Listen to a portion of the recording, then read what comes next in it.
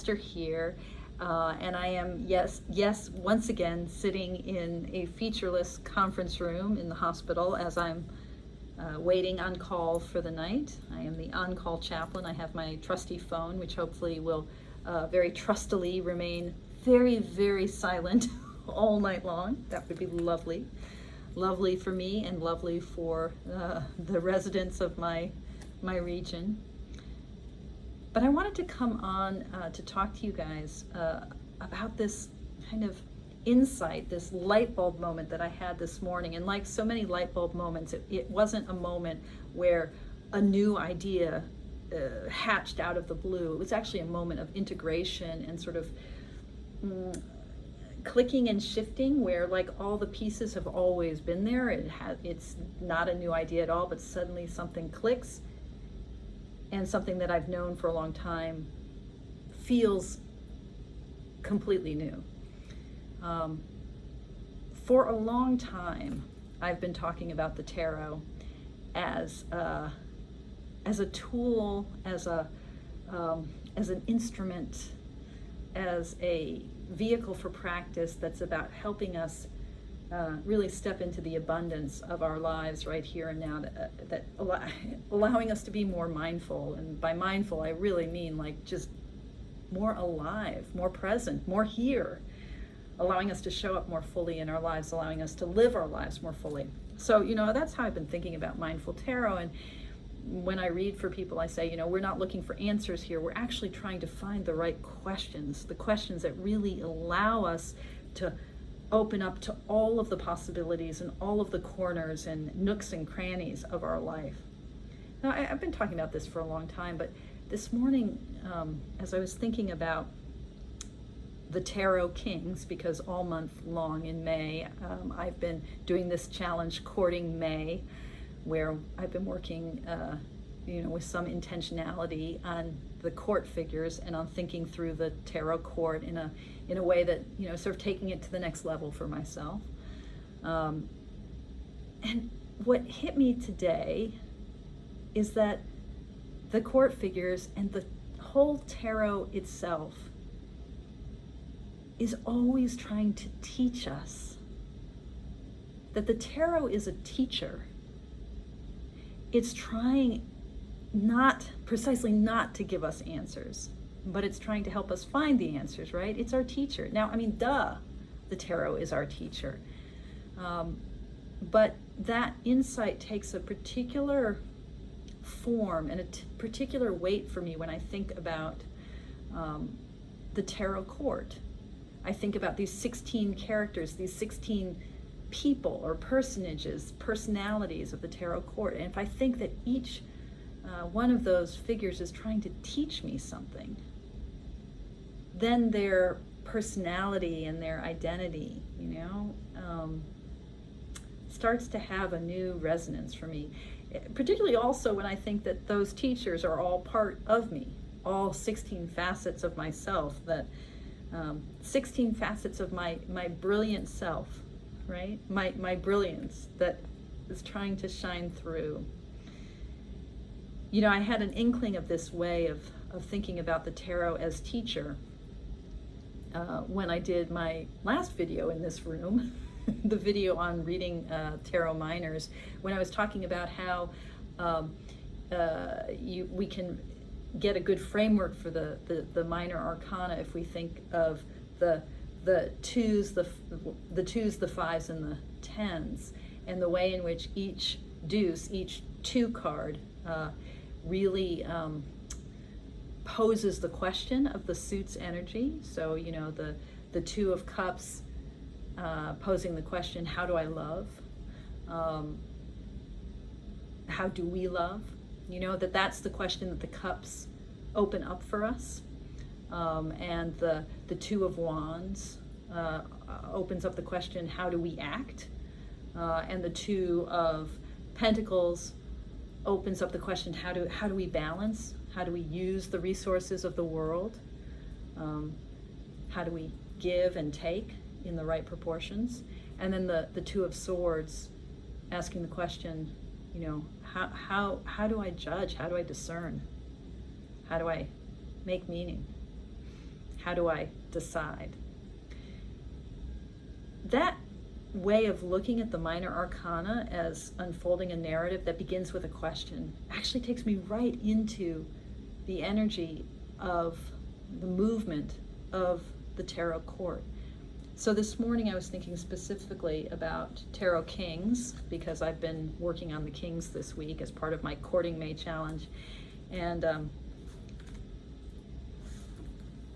I was working with the Shimmering Veil, Silicon Way's beautiful Shimmering Veil tarot, and I got the King of Water, the King of Cups.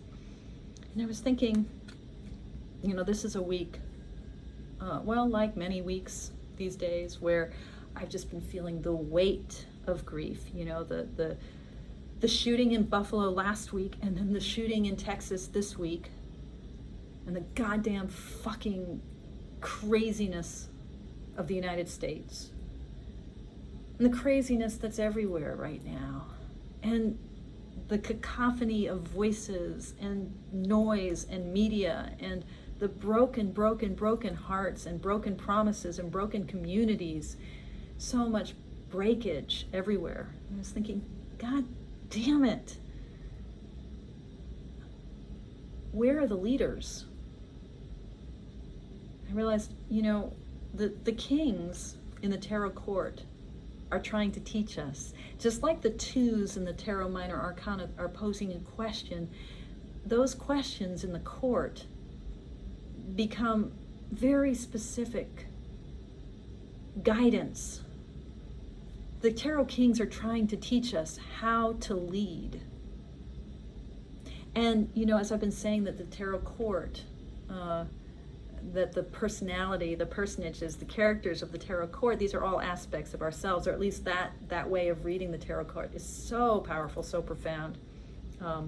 Like reading our dreams, that the figures in a dream, they're all about me, they're all about the dreamer. And dreams, by the way, like the tarot, at least in my view of such things, dreams are also always trying to teach us. They're always giving us opportunities for growth, right? That's why the tarot doesn't give us answers, because answers don't help you grow.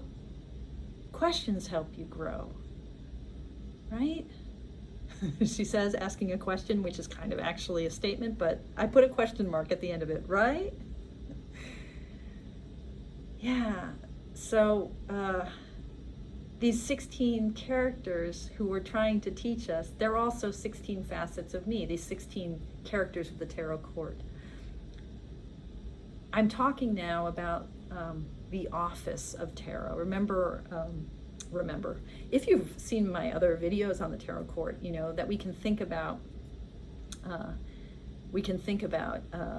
all of the tarot court figures as having both an office, which relates to their rank. So water is the suit, but the king, his rank, that's the office, is defined by being the king.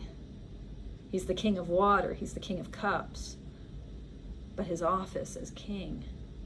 So if the office of king is to be anything, in my book at least, his office is to lead.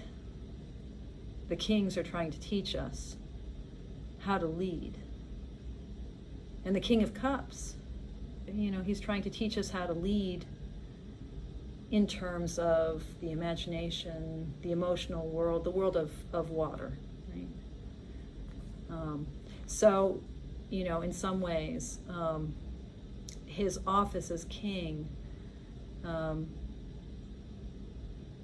is the office of leading through the places of our shadows, our imagination, the world of soul, the watery deeps. This is a queen, and again, this is the Shimmering Veil Queen, so the Queen of Pentacles, or Earth, the Queen of Fire. And Silicon Way gave 2 visions of this because she was worried that some folks would be sort of triggered in certain ways by the serpent. But the Queen of Fire are wands, the Queen of Cups are water, and the Queen of Swords are air. The queens, like the Two of Cups, what they're teaching us how to love, right? How to give how to give from that place of soul and imagination and heart, right? The waters of the heart. So how do we give our heart? How do we love? That's what the queens are trying to teach us. And depending on what their suit is, Queen of Swords, how do I love? How do I give in the realm of air, which is the place of understanding? What does it mean to bring my heart to hold the energy of that broad and capacious vision that air provides? The thing about air, why I associate air with the kings. Air has the capacity, the spaciousness to hold everything, but it also has that subtle, penetrating ability to move through all the nooks and crannies. If you've ever been in a drafty house during a windstorm, right? Okay, where all the cracks are, right? Air is space, holds it all, and air pushes through in the narrowest, even through the narrowest of gaps, showing us the cleavages that divide our world. So that ability to contain and to discern of the air, I associate that with what a king can do in his realm, right? And I'm using all of the completely generic pronouns here. So I'm making kings be male and queens be female, but just know the tarot, the historical tarot comes to us with the binary logic of Western culture, with its denigration of the female and the earthly and the receptive and the passive, and its elevation of the male and the active, and all of these associations, these binarisms. And the tarot comes to us with those binaries and also systematically dismantles them so that we have, water of air, right? But anyway, I digress. Just know that my language is bringing with it that history. So, that capacity, that leadership capacity to hold everything together, and then also to discern, to contain and to discern. The queen of air, right? What does it mean to love at the same time that you hold and discern? You don't just embrace, you don't just nurture, you don't just sustain. You also cut, you also divide. That combination of qualities makes it really hard to inhabit the world of the Queen of Air, the Queen of Swords. But that's what she's teaching us. How do I love at the same time that I discern? Right? That's the office of the Queen, the office of loving, of sustaining, of giving from the heart.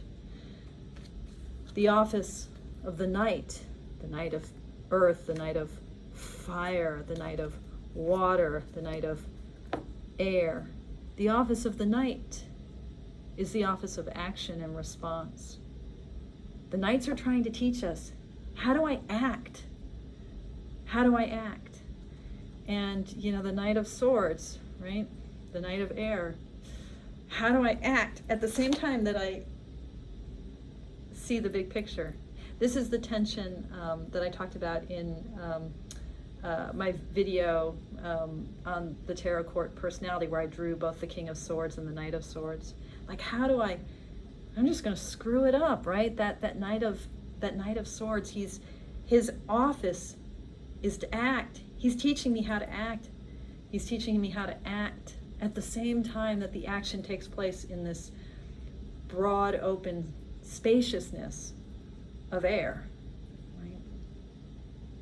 And then the page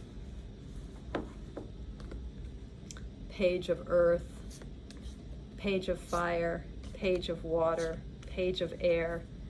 The pages, their office is to teach us how to learn, how to take note, how to attend to, how to notice, how to study, right? That nose to the ground kind of quality. And the page of air, right? How do I take note of this spaciousness, this need to discern? Page of Swords has a tricky life, a tricky task. He's teaching me something quite difficult. How do I study the air?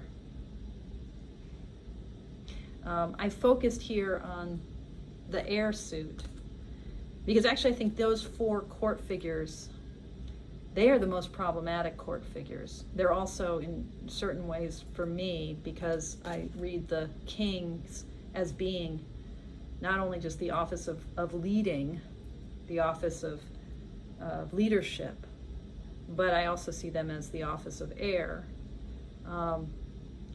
There's something really powerful about the swords court, and it's vexed, it's difficult.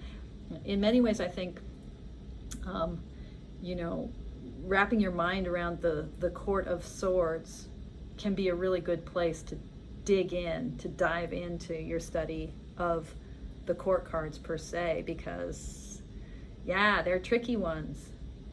And just a few words about, this whole way I've been talking about office and about the ways in which I see the tarot courts, the court cards as having this office of teaching us.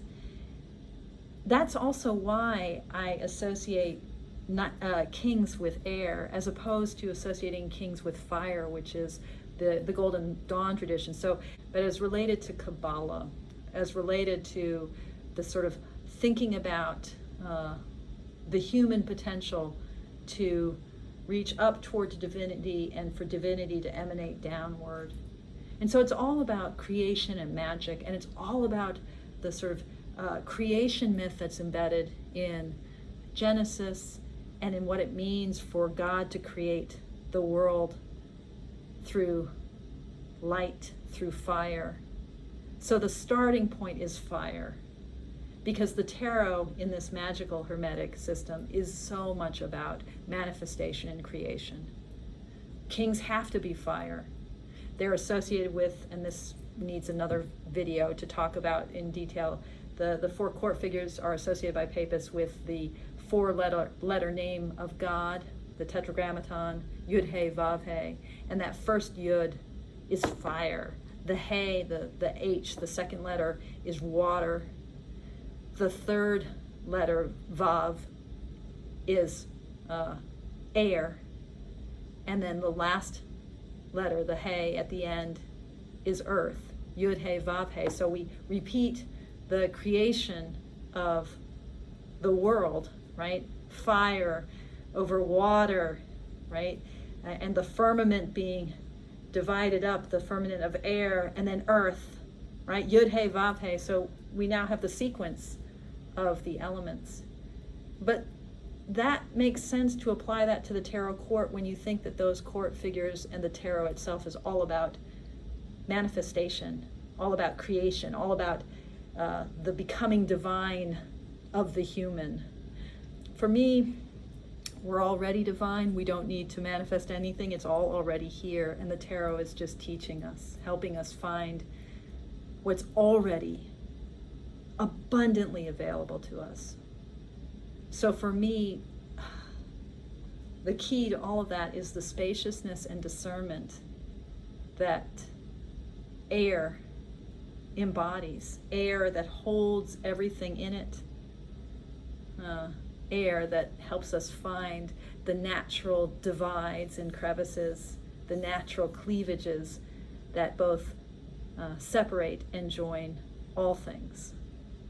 So that's why for me, the kings are air, the knights are fire, and not the reverse. Okay, that's probably saying way too much in too short a space, or maybe saying too much, period. I think I'm going to stop right there. As always, thank you so much for your practice. Thank you for watching this video, for hanging out with me.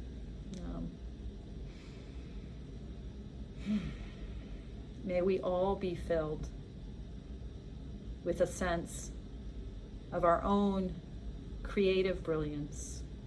May we all know the abundance of this moment. May we all find the imaginative, nourishing waters of the heart to help us take root in this life and to act as needed when the right time arises. Take good care, everyone. Blessings to you.